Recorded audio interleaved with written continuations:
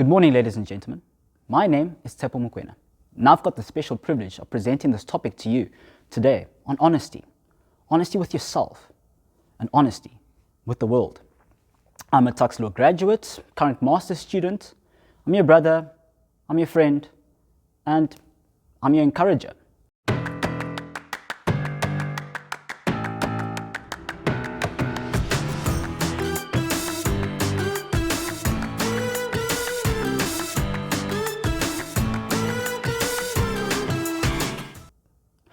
So the other day, I was listening to the radio and the song played.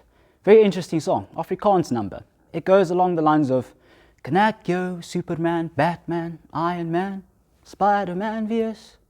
Excuse my singing, but the song itself started to evoke certain emotions, certain memories. It started taking me back to my childhood. Now, my favorite superhero growing up was Spider-Man. And I'd always thought that I'd grow up to emulate, whether perhaps in high school, but in all probability university. I would actually get to emulate that upside down kiss of his, with the mask elevated and just the lips revealed. But alas, that did not come to fruition. But I learned some principles from observing some of my favorite superheroes. You see, we admire our superheroes for their courage, for their moral standards, their values, their characteristics. We can readily identify what they embody. We can relate to their strengths and weaknesses. Cue Superman and Kryptonite. We're quite familiar with, say, their superpowers and the garments that they wear. So essentially, what makes them unique, what makes them authentic. Now, in keeping with this theme of honesty with yourself and honesty with the world, authenticity will be the foundation of that, being your authentic self. In order to emulate our superheroes, the underlying principle of courage is what we would need to embody. They've got the courage to take things on, they've got the courage to use their best set of skills and their strengths, while also knowing their weaknesses, to serve the greater good. Now, growing up, the wisdom of the ages has dictated to us that the most powerful words ever put together are the words I and am. Empowering, right? The most important words ever put together are know and thyself. Now, both these words, both these expressions point to a concept of identity. Knowing yourself, being honest with yourself. Being honest with yourself and being honest with the world. Now, in the previous video, I shared with you guys a quote from John Wooden, and it reads as follows: Know thyself, and it should follow, as the night does the day. Thou canst then not be false to any man. Now, this quote again touches on the concepts of identity, knowing yourself, and also being consistent in applying who it is you are, and doing that regularly and not being afraid to express who you are. Now, in your varsity journey, you will be faced with many challenges, many tempting situations and so forth. Now, it is important that you've got a set of values and characteristics and a knowledge about yourself that can help you navigate those tempting situations.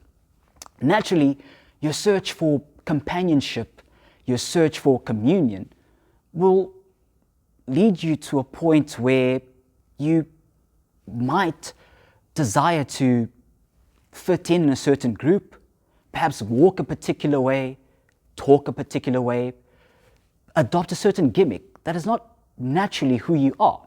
So this is really the crux of the matter and the underlying concept of being honest with yourself and honest with the world. And I'd like to share with you a few concepts that perhaps will aid you in expressing your true self and navigating these challenging environments that perhaps can take you further away from who you truly are and perhaps get you to a point where you forget where you come from. And it is trite that in order to be able to adequately advance forward, You perhaps need to know where you're coming from and where you are at present.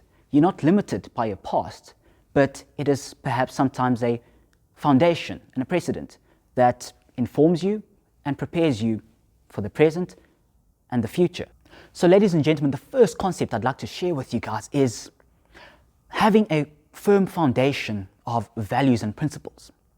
Your values underpin who you are and they underpin how you function. Now, I'm presenting to you guys from the University of Pretoria's Law Library, and I define your values. I personally define your values as your own personal constitution. Your values are the principles that govern your behavior. Ladies and gentlemen, know what your values are. And very importantly, do not forget where you come from. Do not forget the people that have sowed into your life and shaped who you are as a person, how you think, and so forth. Whether it be your parents, your coaches, your teachers, your mentors, and so forth. Knowing your values and having a firm foundation of good values and principles will help you navigate challenging environments and keep you focused, prevent you from being distracted in pursuit of your ultimate goal. Yes, getting a top-level degree, but also who you become in the process of obtaining that degree. The second concept that I'd like to share with you guys is the employment or enforcement of healthy boundaries. Healthy boundaries will protect your potential. Healthy boundaries built on a solid set of values will help you sift through the distractions. Healthy boundaries will help you know what to prioritize, how to spend your time, and who to spend your time with. The famous speaker Les Brown talks about OQP, meaning only quality people, only associating with quality people. Healthy boundaries will go a long way in terms of aiding you and be selective in the environments that you put yourself in. Let your no be your no, and let your yes be your yes, and be firm. The third concept I'd like to share with you guys is knowing your strengths and weaknesses. Take it upon yourself in your varsity career and life in general to know your strengths and weaknesses. I'd recommend that you amplify your strengths and get to a point where you know your weaknesses enough to be able to mitigate them. That is to stop them from hampering you, your progress, or hampering you from progressing rather. Knowing your weaknesses will aid in getting the best out of your talents, as well as actually enabling you to be humble enough to actually ask for help going forward. One thing I know about this whole varsity journey is that you will not be able to undertake it alone, and the sooner you realize that, I think the better going forward. Now, I'd like to share a couple of stories with you throughout my varsity career that touched a bit on these themes of knowing your values as well as knowing your strengths and your weaknesses. The first anecdote I'd like to share with you guys is I had the privilege, again, I think I've mentioned this, of staying at a residence at the University of Pretoria. Now, we were the oldest residents around, and we had a tendency to do things in a very unorthodox way. Cue our Minister of Religion and Values, Mr. Tinashe Tafire. He thought that, it would be quite a brilliant idea to reward the most outstanding person in the residence, or the person that best exhibited some of the values that we held dear in our residence. On a particular week, the recipient of the prize being a KFC Streetwise 2. Mr. Tafire had a close affinity to fried chicken, and he endeavored to share it with the rest of us and so forth. That being said, the winner was Mr. Claudio Nebuloni, who was a good friend of mine, and he epitomized the value of adaptability. Now, I don't suppose that you guys will quite get into such an unorthodox form of reward, if you will, but the underlying principle here is these values that we shared in the residence kind of gave us something to strive for. And further to that, I think the underlying emphasis here really is that the right values will reward you. The right values will bring out the best version of you to yourself and to the world. Now, the second anecdote that I wanted to share was alluding to strengths and weaknesses.